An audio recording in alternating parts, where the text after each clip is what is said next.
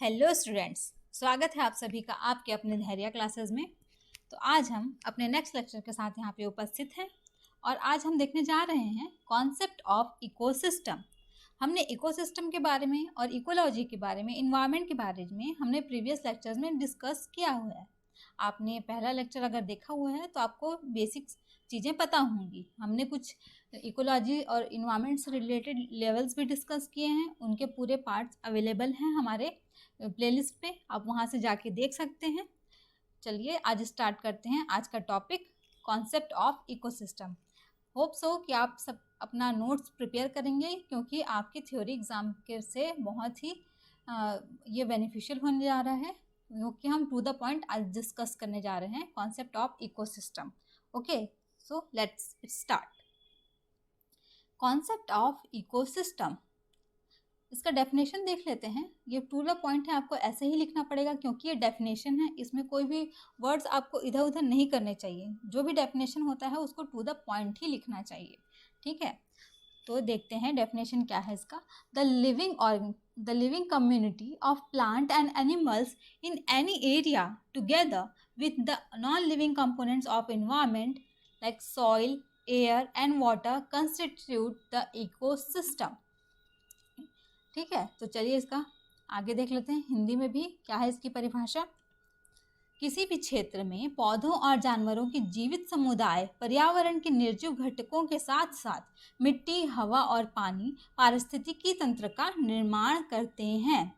ठीक है, मतलब जहाँ भी मिट्टी, हवा और पानी है वहाँ जीव जंतु क्या करेंगे, निवास करेंगे। वहाँ एक पारिस्थितिकी तंत्र का निर्माण होगा और उसके साथ साथ उसमें क्या आएंगे, पेड़ पौधे आएंगे, जानवर भी आएंगे। ठीक है, तो इन चीज़ों से जब हम मिलाते हैं तो क्या बनता है, एक कॉन्सेप्ट बनता है। वो किस चीज़ का, पारिस्थितिकी तंत्र का। किसी भी क्षेत्र में पौधों और जानवरों के जीवित समुदाय, लिविंग ऑर्गेनिज्म, ठीक है, लिविंग कम्युनिटीज़, पर्यावरण के निर्जीव घटकों के साथ साथ जो भी सजीव प्राणी हैं, सजीव जगत है, उसका निर्जीव चीज़ों के साथ, निर्जीव घटकों के साथ क्या रिलेशन है, क्या उसके साथ रिलेशन बैठा के उन लोग सामंजस्य बैठा के वहाँ पे सर्वाइव कर रहे हैं, वहाँ पे रह रहे हैं, उनका निवास है, उनकी डिपेंडेंसी है, कैसे उनकी निर्भरता है, ये सब क्या होता है, इकोसिस्टम का कॉन्सेप्ट है। इसी के थ्रू वो वहाँ पे जीवन यापन करते हैं और इसी को हमने परिभाषा में एक शब्दों में यहाँ पे देखा है। और आपको परिभाषा को एज इट इज़ ही लिखना चाहिए कभी भी, चाहे वो किसी भी सब्जेक्ट का हो। ठीक है, तो हमने देख लिया कि इसकी परिभाषा क्या है, डेफिनेशन क्या है। चलिए आगे देखते हैं। Ecosystems are capable of maintaining their state of equilibrium. पारिस्थितिकी तंत्र संतुलन की अपनी स्थिति को बनाए रखने में सक्षम है। क्या है इक्विलिब्रियम, मतलब संतुलन। कहाँ पे संतुलन, पारिस्थितिकी तंत्र संतुलन की अपनी स्थिति को बनाए रखने में सक्षम है। मतलब जो इकोसिस्टम है वो डैमेज नहीं हो सकता। अगर उसमें भी कुछ त्रुटियां आ जाए, उसमें कुछ गड़बड़ी आ जाए, कहीं पे कम ज़्यादा, जैसे कम ज़्यादा से समझ सकते हो, कहीं पे अगर डिज़ास्टर आ जाता है, अगर कोई कहीं पे भूकंप आ गया है, बाढ़ आ गया है, कहीं सूखा पड़ गया, काल पड़ गया है, तो वो क्या करेगा, वो इकोसिस्टम जो है कुछ टाइम के बाद फिर से रिकंस्ट्रक्ट कर लेगा खुद को। वो अपने आप को वहाँ पे फिर से रिकंस्ट्रक्ट कर लेगा, फिर से उसका निर्माण कर लेगा। जहाँ पे वो स्थिति जैसी थी वो ऐसी हो जाएगी कुछ समय के बाद। ठीक है, तो इसी को ही अपनी स्थिति बनाए रखने में सक्षम है कहा जा रहा है।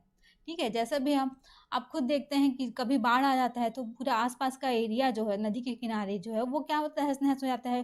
वहाँ पे बहुत सारी बाढ़ के साथ चीज़ें बह जाती हैं, चीज़ें खराब हो जाती हैं, लोगों के घर उजड़ जाते हैं। तो वो क्या होता है, धीरे धीरे वो खुद क्या करते हैं, एक समय के साथ उसका निर्माण कर लेते हैं, अपना घर फिर से बना लेते हैं।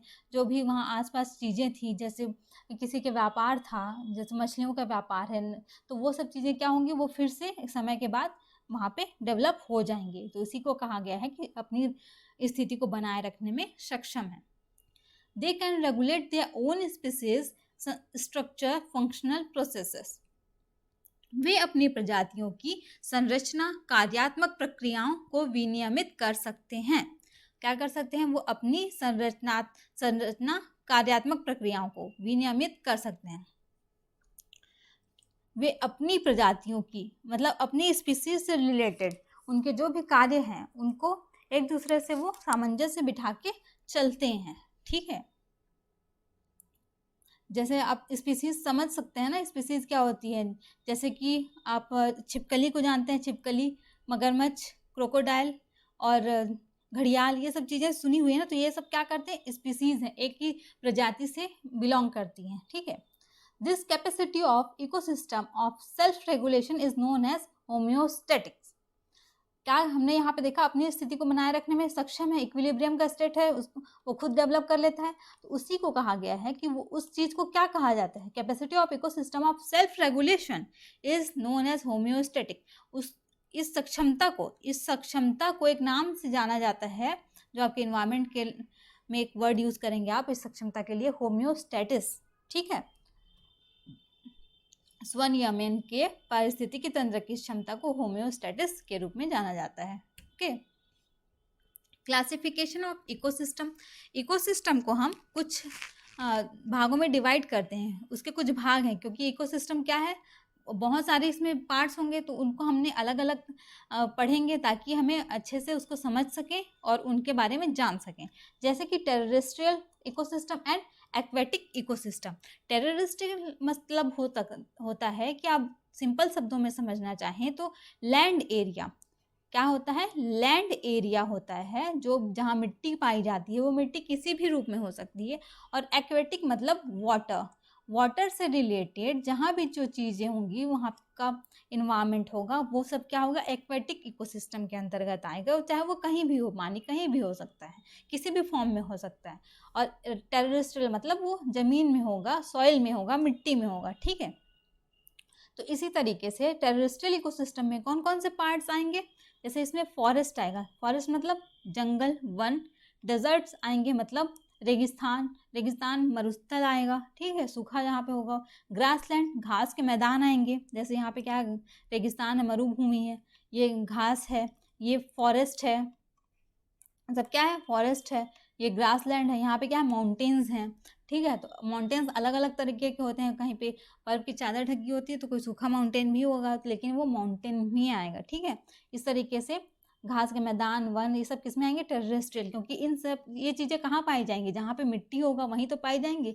डेजर्ट है तो क्या वहाँ पे मिट्टी नहीं है, मिट्टी है लेकिन अलग फॉर्म है, वो रेत के फॉर्म में, ऐसा कह सकते हो आप। ठीक है, यहाँ पे भी क्या है, फॉरेस्ट है, फॉरेस्ट में भी फॉरेस्ट कई तरीके से होते हैं, जैसे कि कोई दलदली क्षेत्र में होता है, कोई घना जंगल होता है जिसके आसपास नदियाँ बहुत सारी रहती हैं, कोई जैसे आप रोड के किनारे भी होता है, लेकिन वो सब क्या है, रोड के किनारे जो आपको दिखाई देगा, क्योंकि आजकल रोड कहाँ जाता है, जंगल से होते हुए तो आपको दिखाई देता है, जाता है। ठीक है, इसी तरीके से आपको ये सब चीज़ें दिखाई देंगे, क्योंकि आजकल हर जगह तो इंसान बस चुके हैं, तो जंगल कम होते जा रहे हैं, तो हमें जंगल भी बसाने हैं, क्योंकि पेड़ के बिना हम अधूरे हैं, और हम पेड़ के बिना हमें जीवन नहीं मिल सकता।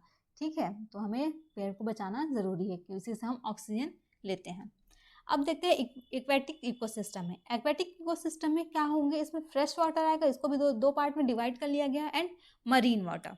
मरीन मतलब समुद्री जीवन, और फ्रेश वाटर मतलब ताज़ा पानी। ताज़ा पानी के अंतर्गत कौन से आएंगे, नदी आएंगी, झीलें आएंगी, नदी आएंगे, झील आएंगे, धाराएं आएंगी, तालाब आएंगे, वेटलैंड्स आएंगे। वेटलैंड्स मतलब आर्द्र भूमि, वेटलैंड्स मतलब आर्द्र भूमि।